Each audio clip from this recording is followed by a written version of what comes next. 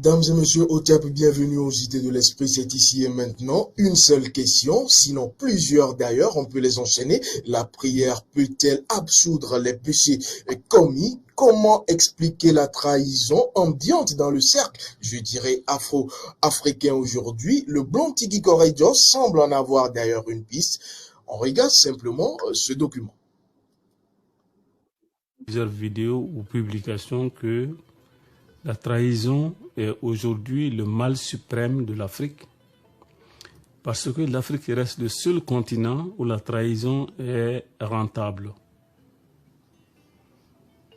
Donc, ceux qui nous dominent, ils vont vous dire que tu peux mentir, tu peux trahir, tu peux faire tout ce que tu veux, et l'important est que tu viennes faire un pèlerinage chez eux pour que tes péchés soient absous et que tu puisses accéder à leur paradis. Chez nous, je l'ai déjà dit, aucune prière d'aucune sorte ne peut absoudre tes péchés. Les lois de nos ancêtres sont des lois immanentes. La justice ici et maintenant. Donc, nous devons recourir à ça. Et j'avais dit que nous pouvons nous inspirer de l'exemple asiatique de ce qui s'est passé en Chine, en Asie. Et j'avais aussi donné l'exemple que moi, je peux aller m'installer au Japon, à Tokyo. Je peux faire de 10 ans, 20 ans, 30 ans là-bas. Je ne serai jamais japonais. Je resterai toujours l'homme du Mandé.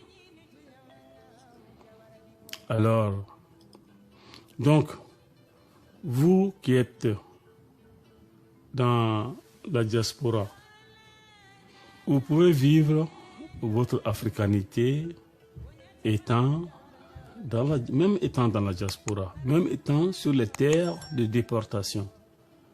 Nous avons vu les Chinois vivre leur identité, mais vivant en dehors de leur pays. Puisque pour diverses raisons, les Africains ont été obligés de quitter l'Afrique pour aller s'installer ailleurs. Certains ont été déportés, d'autres ont fui la misère, d'autres ont fui les répressions politiques. Et pour diverses raisons, d'autres sont partis pour les études.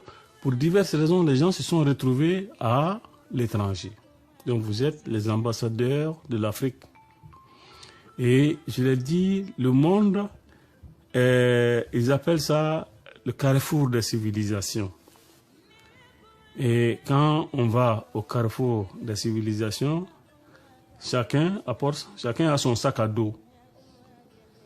Et dans le sac à dos de chaque peuple, il y a sa culture. Dans le sac à dos de chaque peuple, il y a sa tradition. Nous ne devons plus porter le sac des autres. Nous devons porter nos propres sacs, notre propre sac. Et je l'ai dit, si vous avez des comportements exemplaires là-bas, vous serez des modèles, parce que l'Afrique a beaucoup de choses à apprendre au reste de l'humanité. Voilà, merci d'être resté avec nous, merci d'être resté en notre compagnie. En Koudia Sénèbe, c'était le JT de l'Esprit.